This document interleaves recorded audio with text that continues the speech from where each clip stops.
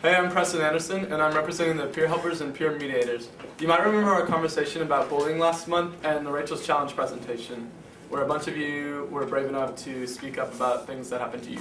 And I think I'm going to take that challenge today and do what y'all were brave enough to do.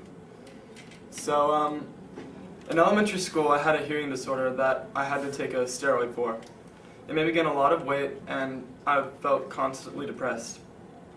On top of that, I would occasionally get teased because kids thought I was gay and would be really exclusive with all their friends. And eventually got so bad that I'd wake up every morning and just not want to go to school and would just complain. Because the only thing, I don't know, it was just bad. And then every once in a while, when I felt like really low, I'd invite the idea of death. I would just sit there and think, it almost would be better to not be alive than to go through what I'm going right now. And I don't think I maybe would have ever acted on those thoughts, but the thoughts were there. And it is really hard. If there's anything I could say to anyone, to myself when I was little, is just stand up for whatever those kids said to you. Just know that you are who you are. And even if they were right, there's nothing you could do to change it. So here are some other people who have stories like mine to share. Hi you guys, I'm Miss Biddle, and most of you know me as the theater director here at Pearce High School. What most of you also know is that I graduated from Pearce in 1995, and before that I was at Park Hill Junior High. I came into Park Hill as a new student. I didn't go to Britfield or Bowie, I went to Hamilton Park. And I got accepted into the group with the popular girls. And what I want to do is I want to tell you my story of what can happen when you become a bully. It makes me sad. In 7th grade, you're looking for what you want to be in your life. You don't know, you think it's cool to sometimes be a little mean. And there was one girl, and her name was Jolie. And out of no reason at all, a group of girls decided to target her. And this was before Facebook and before email. So these were hurtful, hateful things that people would say to her in class on a daily basis, prank phone calls, and in general, just a way to ruin this poor girl's life who did nothing wrong. Looking back on it now, I realized that not only were we terribly cruel to a poor girl, but she was what you would probably consider now to be a little different. Perhaps she had autism or Asperger's, and it wasn't defined at that time. There's not a day that goes by that I don't wish I could find this girl and apologize for the hateful things that were said.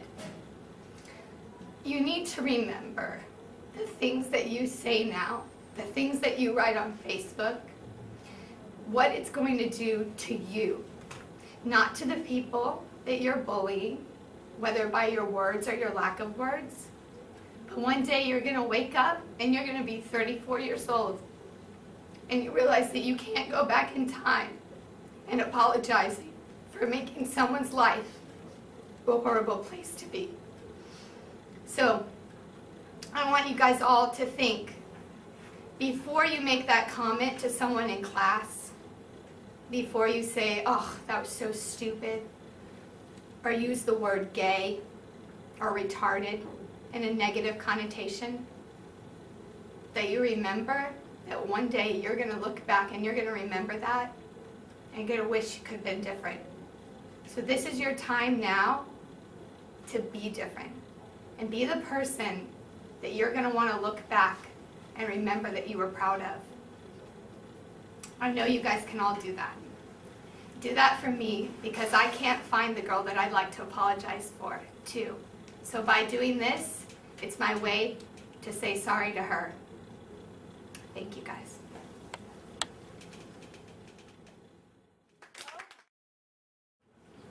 Hi, I'm Marissa Shrell, and I'm a senior, and I have a story to tell about somebody very close to me that was bullied and some things that can happen as a result. My brother is 13 years old, and he's in 7th grade at West Junior High. Last year at Britfield, he had some issues with friends. You know, he loves theater and he loves to sing and he was in choir and he was a really happy little boy doing everything that he liked to do. And some people thought that because he was in theater and because he was in choir that he was gay, that he was a little bit different.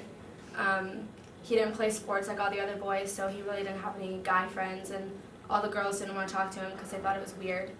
So one day he built up the courage to ask this girl to be his girlfriend, and that's all he could talk about all week.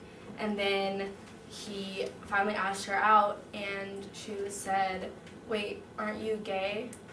And then he called me. He called my mom first, and my mom picked him up from school because he was crying so hard. And then he called me after school, and he said, "Marissa, like, I asked this girl out and she thought I was gay," and she said it in front of everyone, and it was so embarrassing.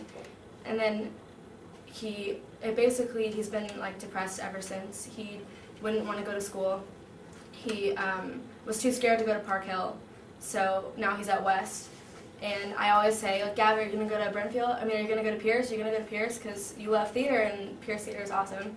And he's like, "I don't know, Marissa, I really don't want to go back there. I don't want to see those people."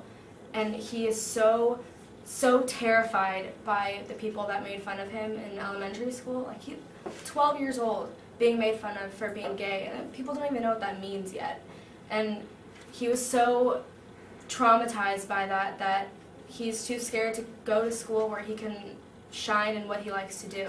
And so I really wish that people would just think before they say things, because like what you think might be a joke to you is really hurtful to other people, and you have no idea how special you are, like someone is, and when you make fun of them, it crushes their heart. So just beware of anything you say. Thank you.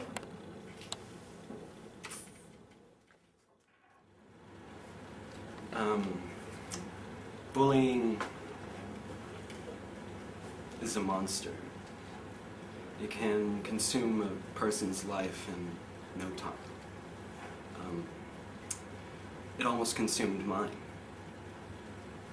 A long time ago, when I was 5 years old, I guess that's when I remembered it started, there was a person in my class who would find ways and find reasons to bully me, to insult me, to condemn me for whatever. And when they decided to bully me, everybody else did. It was just follow the leader, you know. And it hurt. It hurt a lot for the longest time. And it continued on, not with the same person, but with many people in many places that I went to. And no matter where I went, it seemed to follow me everywhere. But I believe if it weren't for the few people in my life, the friends, the family that talked to me, that didn't judge me for any reason, it was just my friend. They saved me. They made me survive. And the only advice I can give to somebody being bullied, the only possible way I could see solving something like that, is find somebody like that. Find a friend, find a family, desperately, and hold on to it. Cling to that feeling of non-judgment. And maybe if you aren't being bullied, find somebody who is, and be their friend.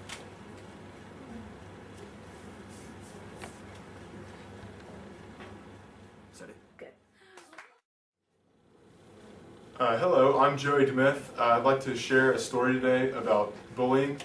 In junior high, me and a couple of my good friends we were pretty close together, I guess you could say, and we used to pick on our friend, and as a joke, but we didn't really mean it to be harmful, but he took it very hard, and we just didn't realize it. We thought it was just him being him. We didn't understand back then. But today, now I guess I've realized that it probably wasn't the best thing to do, because you really don't know how what other people think when you're just doing it to poke fun at them or try to get a good laugh out from your other friends. So, but now me and my friend that I used to pick on are really good friends today, and he kind of does the same thing to me, I guess you could say. And today, I mean, I just see it as kind of annoying, but I do understand now that how it could have been harmful or hurtful, I should say, to him. So that's really all I have to say.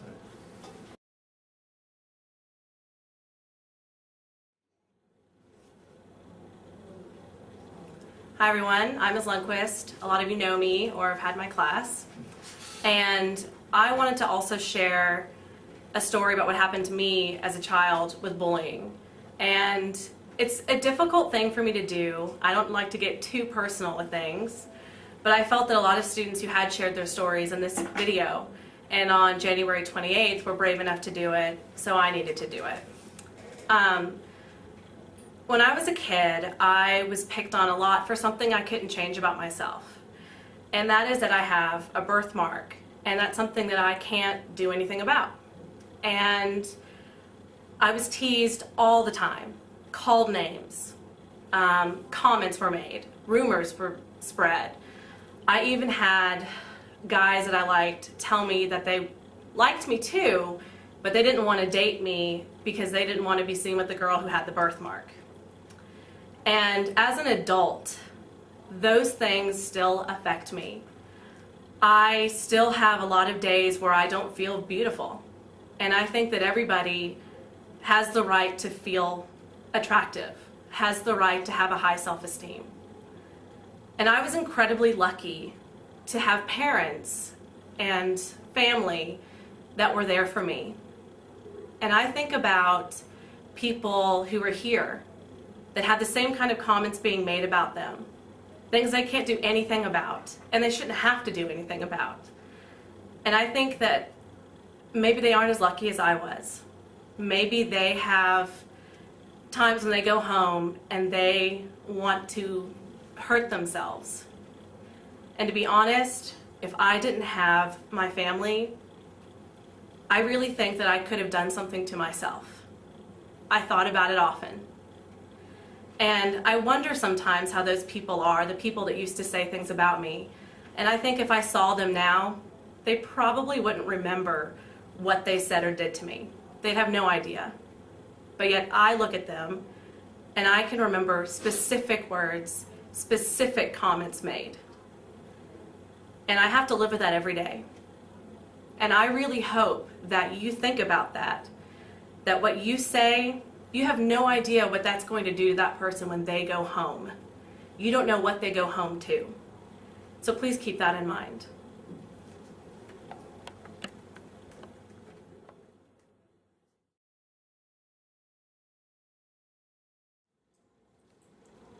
Alright, so now you've heard stories from many other people who've had lots of problems. And on behalf of the peer helpers and peer mediators, I'd like to thank all of them for sharing their stories.